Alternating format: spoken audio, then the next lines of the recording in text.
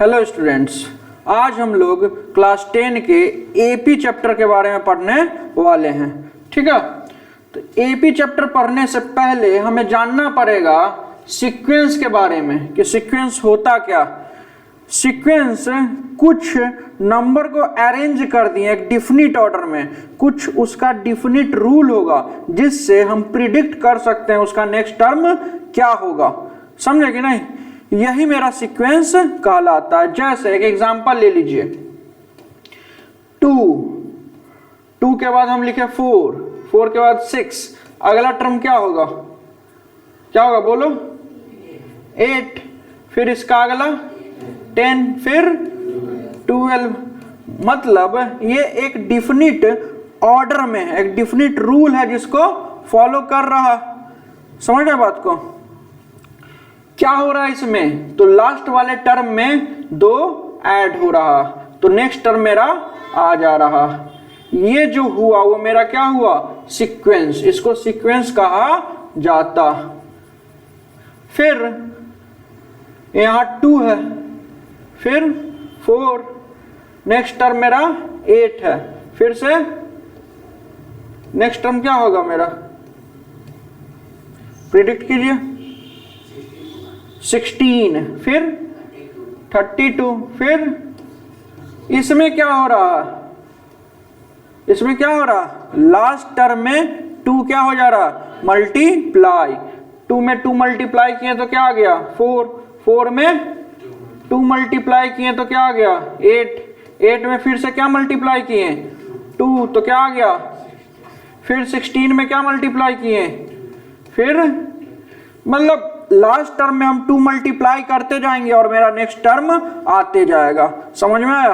तो ये भी मेरा क्या है? एक प्रकार का सीक्वेंस है। मान लीजिए आप एक और सीक्वेंस 3, 7, फिर 11, 15, नेक्स्ट टर्म क्या होगा? फिर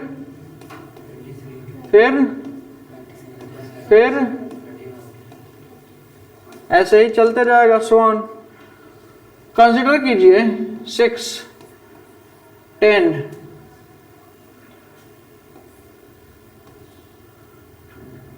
14, फिर 18, 22, फिर इसमें क्या हो रहा? 4 ऐड होते जा रहा। अगला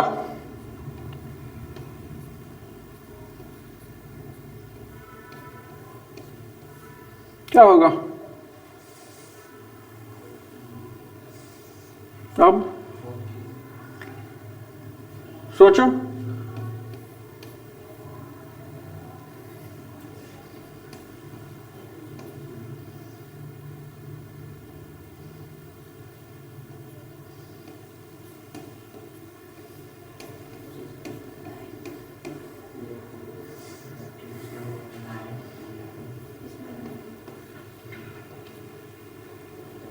पहले ये वाला बताइए, ये सोचिए।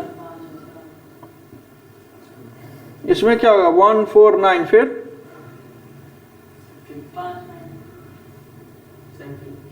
15। कौन सा रूल फॉलो हो रहा? सर 1 में फिर 4 जोड़े, फिर 4 से 5 जोड़े, फिर उसमें 6 जोड़ेंगे। यहाँ तो 3 ऐड किए ना, और इसमें 5। लेकिन ये नहीं है सीक्वेंस, ये नहीं। थोड़ा और दिमाग लगाओ। क्या है? स्क्वायर है। 1 का स्क्वायर है ये, 2 का स्क्वायर है ये, 3 का स्क्वायर। तो आगे क्या होगा? फिर 5, फिर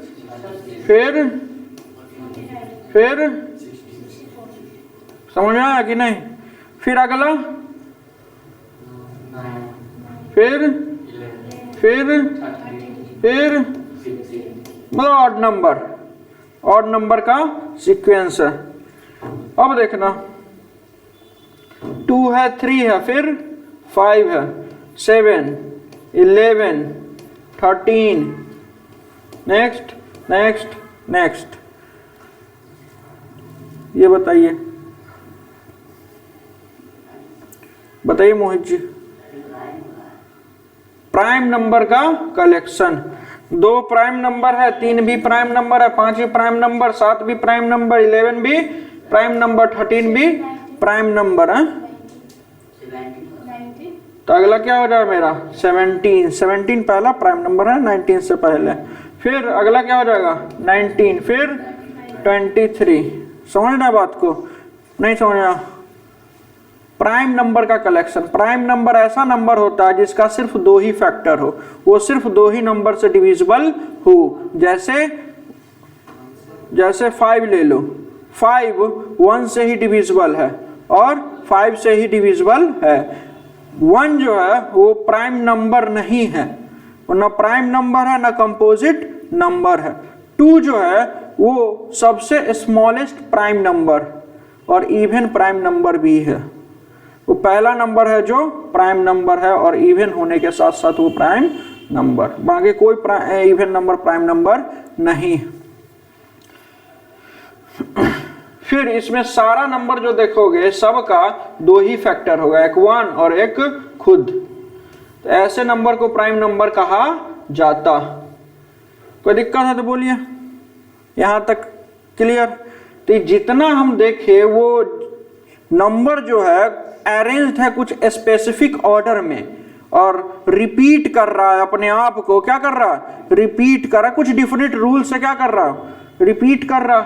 जैसे मान लो यहाँ लास्ट वाले एग्जांपल में 2 के बाद 2 जोड़ दिए तो 4 के बाद 2 जोड़ दिए तो 6 के बाद 2 जोड़ दिए तो 8। समझ आ रहा?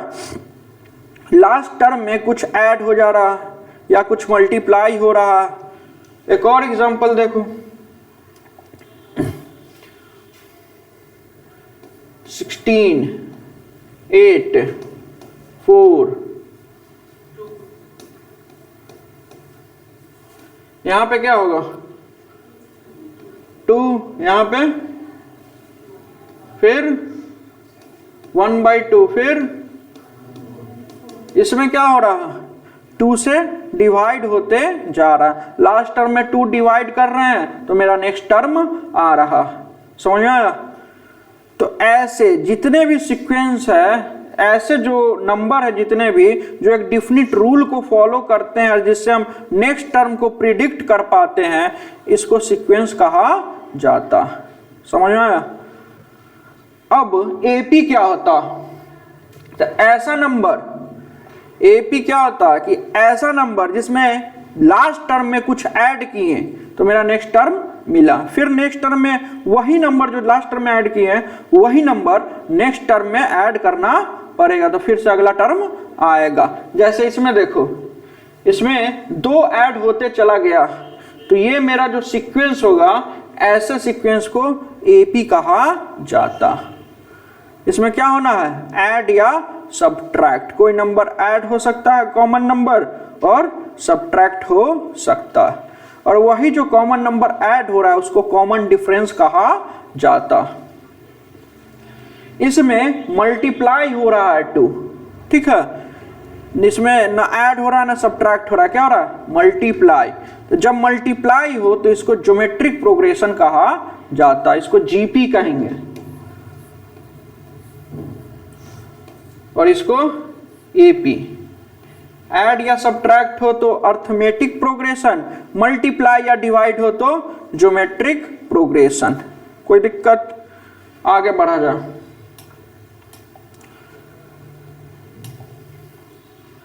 एक और एग्जांपल देख लो,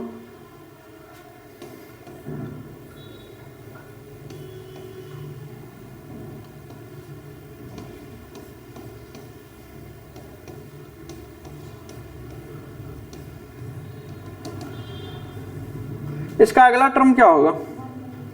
1/, फिर क्या 1/11, 1/,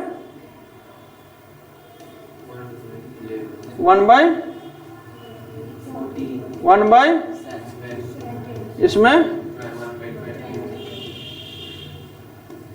इसमें देखिएगा कि डिनोमिनेटर में जो टर्म है वो क्या चीज में है? एपी में है। नहीं, एक ये भी डिफिनिट रूल को फॉलो कर रहा है। नीचे वाला जो टर्म है डिनोमिनेटर वो क्या चीज में है, एपी में, या कह सकते हैं कि इसका रेसिप्रोकल जो होगा, सारे नंबर को रेसिप्रोकल कर दो तो जो नंबर मेरा ऑब्टेन्ड होगा ये क्या चीज में होगा, एपी में।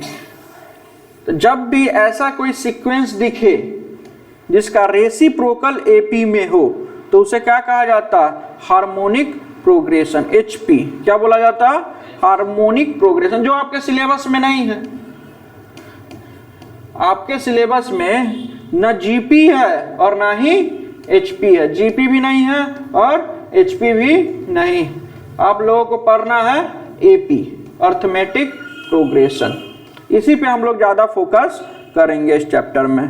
जीपी और एचपी को हायर क्लासेस में देखेंगे, ठीक है, कोई दिक्कत।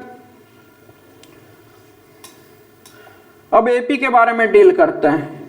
एपी एक ऐसा सीक्वेंस है जिसके लास्ट टर्म में कोई कॉमन नंबर क्या कर दिए, ऐड कर दिए, तो मेरा नेक्स्ट नंबर मिल गया। कॉमन नंबर क्या होते जाएगा, ऐड होते जाएगा लास्ट में, तो नेक्स्ट टर्म मेरा मिलते जाएगा, ठीक है। एक एग्जांपल के तौर पे देख लीजिए कि यहाँ 10 है, 10 के बाद 20, फिर आगे, फिर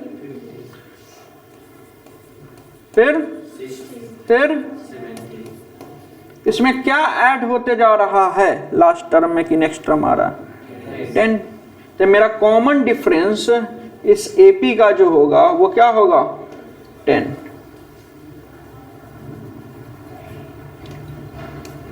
ऐसे सीक्वेंस को एपी कहा जाता, समझ आया।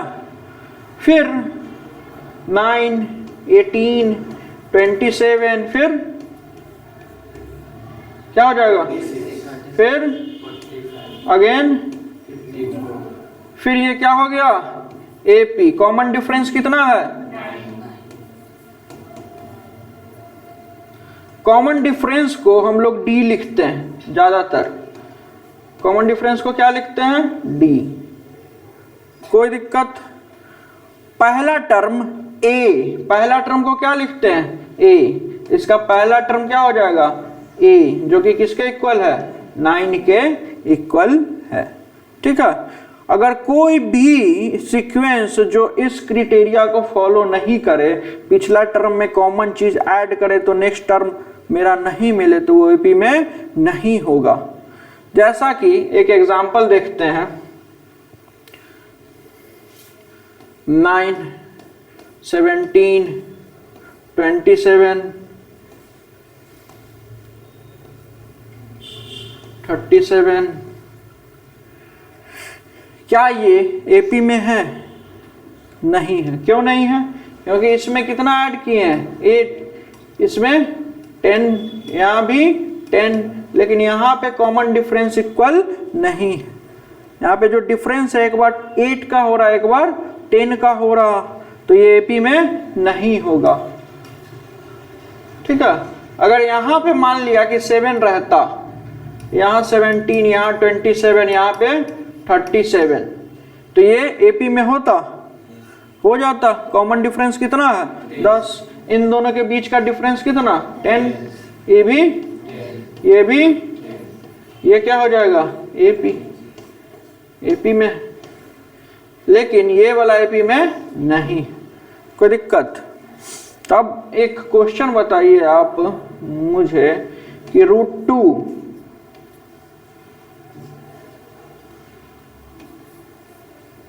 √8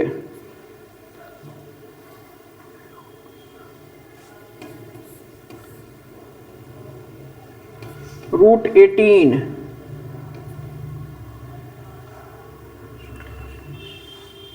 √48 क्या ये एपी में है? देखिए, निकाल के देखिए, बताइए। तो चलिए देखते हैं कि ये एपी में है कि नहीं। देखो, √2 है, √8 को हम लिख सकते हैं 2 × 2 × 2 का रूट, इससे बाहर क्या निकलेगा, 2। क्या इसको क्या लिख सकते हैं, √8 को 2 √2। Similarly √18 can be written as 9 × 2, 9 का रूट क्या आ जाएगा 3√2। फिर इसको क्या लिख सकते हैं 16√2 सॉरी 16 इंटू 2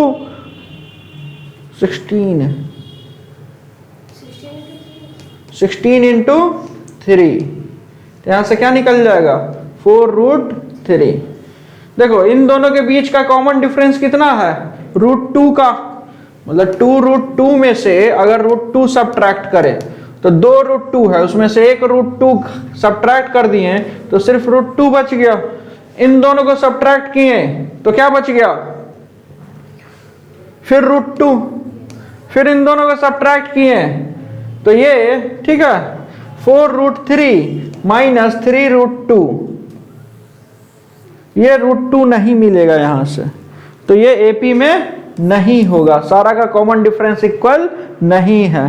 ठीक है, यही अगर क्वेश्चन ऐसा रहता √2 √8 फिर √18 √32, फिर क्या हो जाता है यहां पे ये √2 ये 2√2 ये 3√2, ये वाला क्या हो जाएगा 4√2। अब ये वाला जो होगा ये एपी में होगा क्योंकि सब के बीच का कॉमन डिफरेंस कितना है √2 ऐड करते गए तो नेक्स्ट टर्म मिलते गया। देखेंगे कैसे, तो नेक्स्ट टर्म से पिछला टर्म सब्ट्रैक्ट कर देंगे।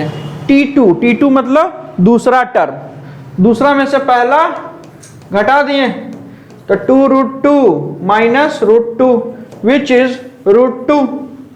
ठीक है, √2 मिल गया, T2 में से T1 घटाए तो T3 में से T2 सब्ट्रैक्ट करें तो फिर भी क्या मिलेगा T3 minus T2 is equal to 3√2 minus 2√2, 3 में से 2 गया तो √2।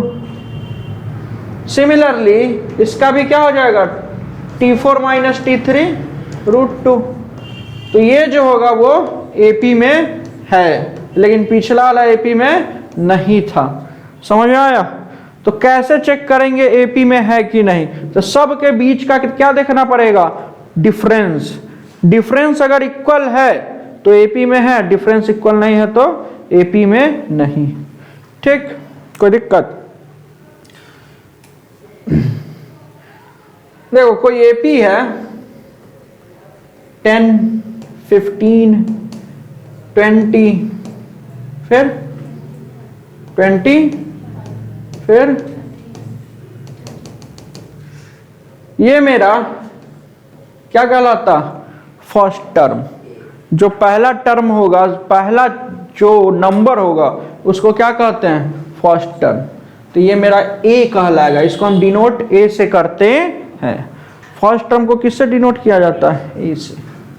इसमें क्या ऐड किए 5, तो जो 5 होगा उसको हम डी कहते हैं, क्या कहते हैं D means common difference, D means common difference.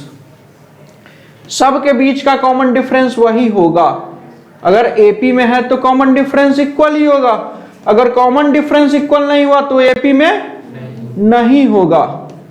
समझ में आया? अगर तुमसे पूछे कि पहला टर्म इसका क्या है तो क्या कहोगे, दूसरा, तीसरा, चौथा, पांचवा, अगर सिक्स्थ टर्म पूछे तो क्या हो जाएगा 35। T7 T मतलब टर्म 6 लिखे तो छठा टर्म, सिक्स्थ टर्म, T7 लिखे तो सेवेंथ टर्म। समझ में आया? तो कंफ्यूज नहीं होइएगा। T अगर 10 लिखे इसका मतलब 10वां टर्म, 10वां टर्म इसका क्या होगा 10वां टर्म क्या होगा T6 35, T7 40, T8 T9 T10, तुम 110 कैसे बोल दिया? हाँ? मतलब कुछ भी बोल देते हो। समझ आया? लेकिन अगर आपसे पूछा जाए 10वां टर्म है तब ना जोड़ के बता दिए, अगर आपसे पूछते T100 क्या होगा,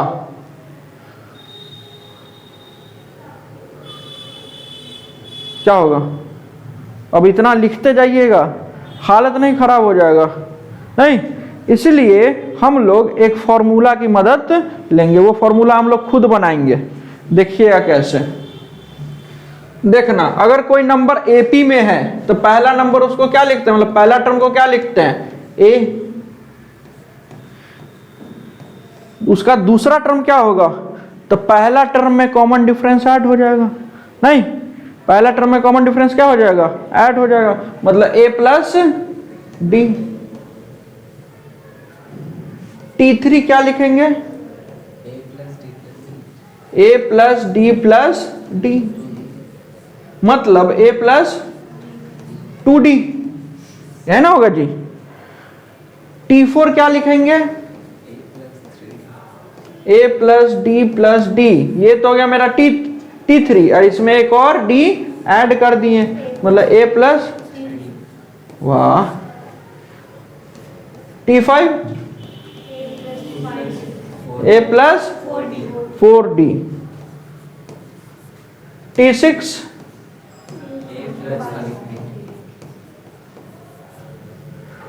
T7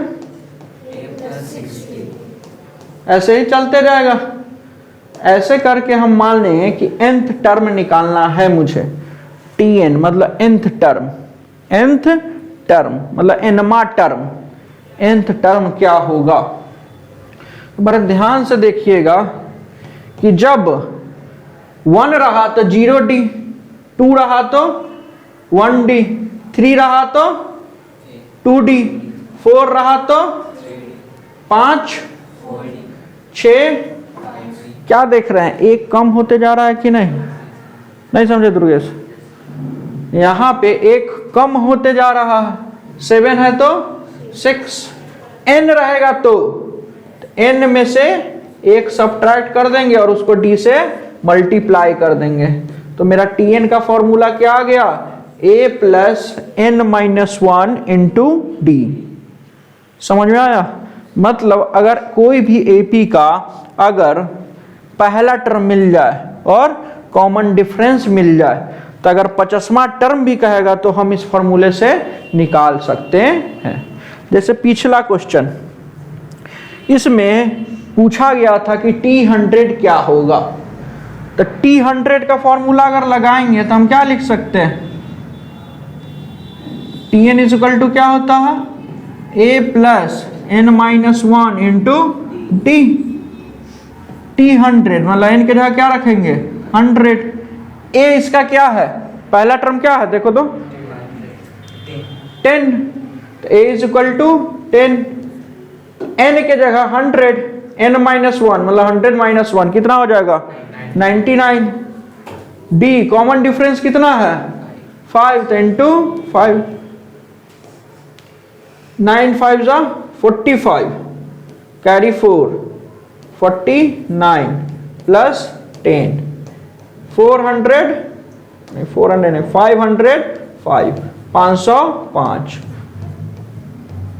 100वां टर्म क्या होगा, 505। समझ आया, नहीं आया?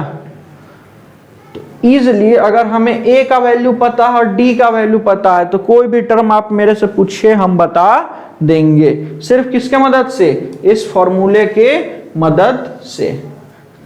समझे कि नहीं? nth टर्म निकालना हो, nth term of an AP, एक एपी का nth टर्म निकालना हो तो हम लोग इस फॉर्मूले का इस्तेमाल करते हैं। समझ आया? इतना समझ में आ गया था, क्वेश्चन बनाइए और बताइए हमें।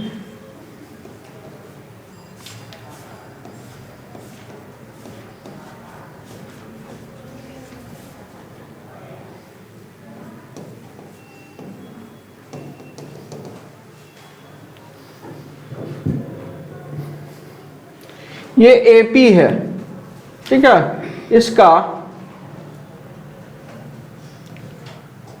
T50th टर्म बताइए, 50th टर्म, T50 50वां टर्म बताइए।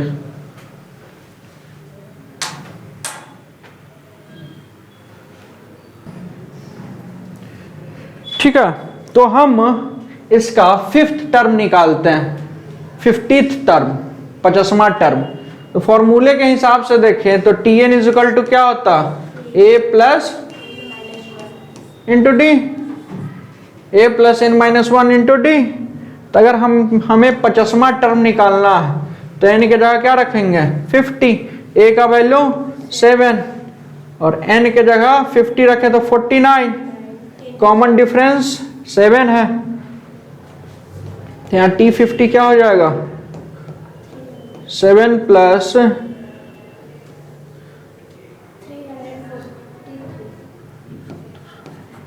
343 प्लस 7 कितना हो जाएगा 350, मतलब 50वां टर्म मेरा क्या आ गया 350।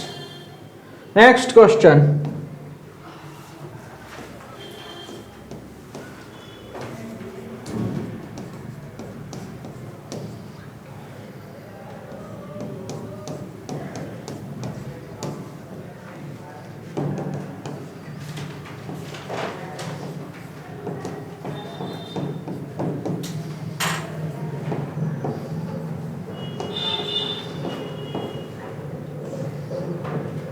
find its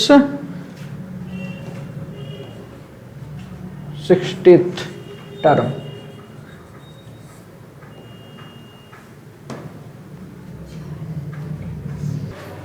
चलिए तो देखते हैं ये क्वेश्चन। यहाँ पे a का वैल्यू कितना है 4, d का वैल्यू हाफ। कैसे निकालेंगे, तो नेक्स्ट टर्म में से लास्ट टर्म हम घटा देंगे, कोई भी दो टर्म को पकड़ के और अगले में से पिछला को सब्ट्रैक्ट कर देंगे। मान लो कि हम 5 और 4 होल 1/2 पकड़ लिए, तो अगला टर्म है 5, इसमें से 4 होल 1/2 क्या कर देंगे सब्ट्रैक्ट, जो कि क्या आ जाएगा 5 minus 9/2 which is 10 minus 9 divided by 2 which is 1/2, मतलब d कितना आ गया 1/2। अगर आप Tn का फॉर्मूला लगा रहे हैं तो a plus n minus 1 into D. हम लगा रहे हैं सर T60 का, a का वैल्यू तो 4 दिया हुआ, n का वैल्यू कितना हो जाएगा 60, तो 60 माइनस 1, d का वैल्यू 1/2। फिर इसको सॉल्व कीजिएगा तो कितना आ जाएगा 8 प्लस 59/2 विच इज 67/2। इसको होल नंबर में अगर लिखना चाहे तो क्या लिख सकते हैं 2 3 जा 6, 33 whole 1/2 is the correct answer. आया समझ में? ठीक, मेरा अगला question, find the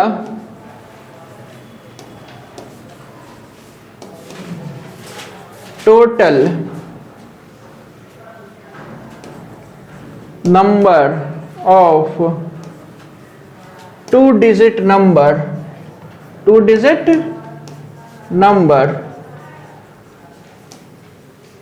which is divisible by 3। Find the total number of two-digit number which is divisible by 3। Total 2 digit का कितना नंबर है जो 3 से डिविजिबल है, ये निकालना है। सॉल्व कीजिए।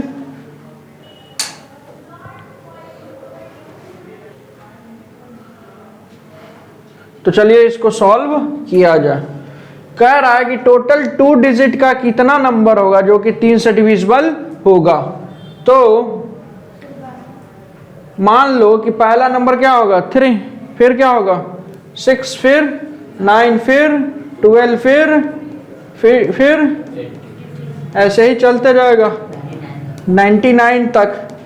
लेकिन हमसे 2 डिजिट का नंबर पूछा, यहाँ पे 1 डिजिट का भी 3 नंबर नहीं, टोटल कितना नंबर होगा 3 से इसको डिवाइड कर दो, कितना होगा 33 नंबर होगा। 3 को 1 डिजिट वाला, तो 2 डिजिट वाला टोटल कितना होगा 33 में से 3 हटा दीजिए, विच is 30। The total number is 30। समझ आया कि कितना आसान था? नहीं समझ आया? नहीं आया? तो फिर से ये 3 जो होगा पहला नंबर होगा जो 3 से डिविजिबल होगा, फिर 6, फिर 9, फिर 12। मेरे से 2 डिजिट का नंबर पूछ रहा, मतलब 2 को डिजिट होना चाहिए। टोटल कितना नंबर होगा? तो ये एक बार में आया, ये 2 बार में, ये तो 99 कितना बार में आया होगा 3 के टेबल में? 33 बार में।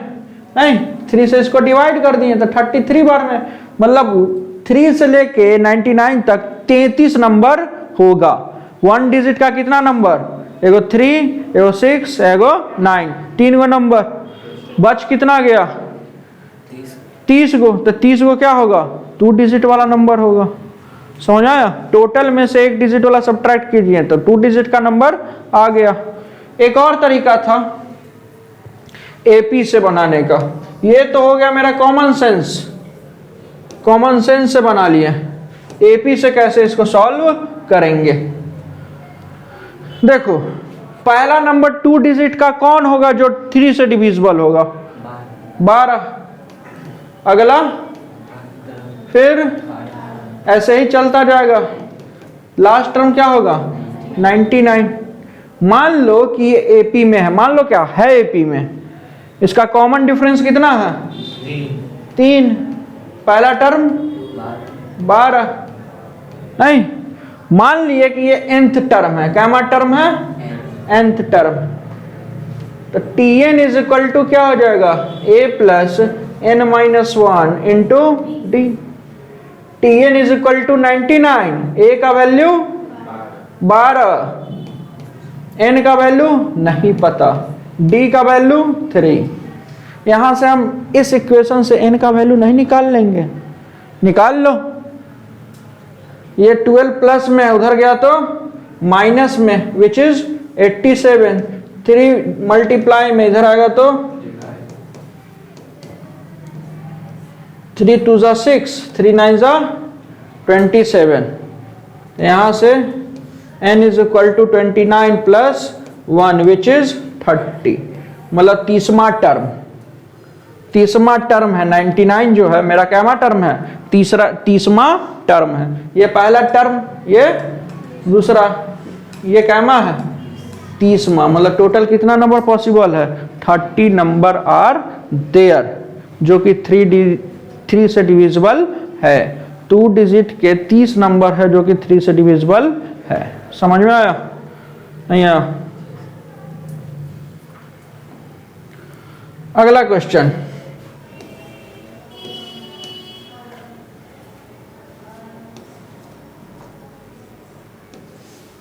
सिक्सटी 63, फिर 60, फिर 57। ये एपी है, इसका कॉमन डिफरेंस कितना है -3। 3 से माइनस हो रहा है -3, 60 माइनस 3 करेंगे तो 63। ठीक है, तो आपको बताना है कि 0 जो होगा ये कौन सा टर्म होगा इस एपी का। ये एपी सब्ट्रैक्ट होते होते बीच में कहीं पे क्या आया 0, तो कैमा टर्म होगा, कौन सा टर्म होगा इस एपी का जो क्या हो 0। फाइंड कीजिए।